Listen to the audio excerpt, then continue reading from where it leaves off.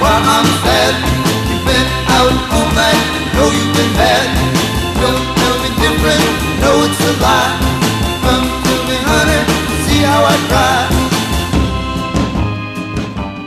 Welcome to Recover Show with Bernie Z, that's me. Today I'd like to talk to support people about Step 11, which is sought through prayer and meditation to improve our conscious contact with God as we understood Him. That's key, as we understood Him, praying only for knowledge of His will for us and the power to carry that out. Support folks, you've got a tough job. I'm not going to lie to you. At this point, you've been working on seeing steps both for you and for the person that you care about that's going through the process. And at this point, trying to understand is so hard because you're not understanding just the addict. You're understanding how you deal with that addict. How maybe you might have an addiction too. You're looking at trying to understand their addiction when it makes no sense to you.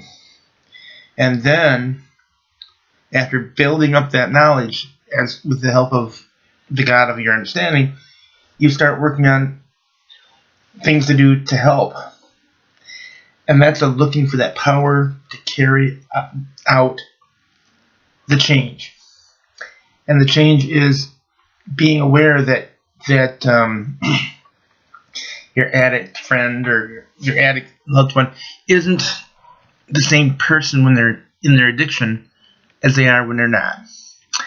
It's understanding the many things you've got through with them and knowing that you still care.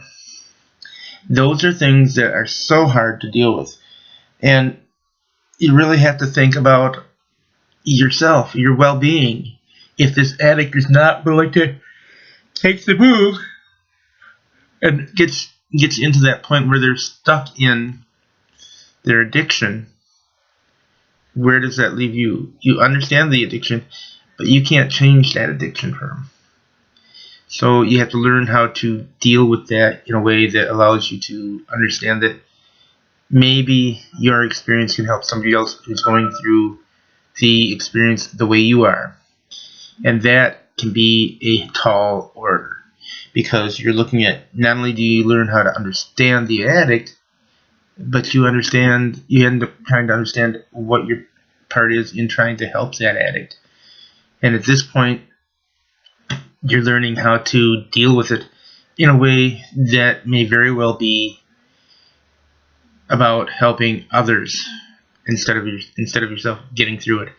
Because at this point, you're beginning to realize that there's a correlation between having knowledge and having the power to carry out whatever it is you need to do to protect yourself from the addict's problems, but also to be helpful to the addict.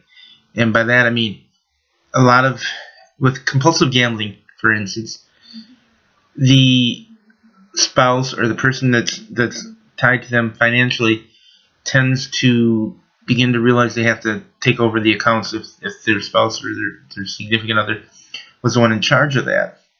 And that can be hard if you've never done it before, or if you counted on them to do it and now you're beginning to see the problems that are associated with it. And to help them, taking over that part of it is good. But it's also very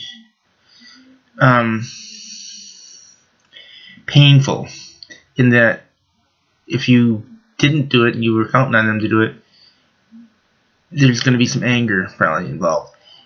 And the person that has been controlling it, that would no longer have control, can't feed their addiction as easily, and they're going to be mad.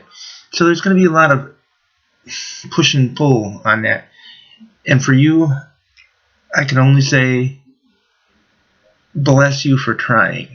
Whatever you do, keep trying. It will get better. If not for you, for somebody else, because of what you've learned and shared. So remember, and when you're done with this one, listen to the side for the addict, okay? Because you'll hear something that's a little more animated, because as an addict, I know that there's some difficulties there on that end too. So with that, have a good day, and I'll talk to you again a little bit later. Thank you.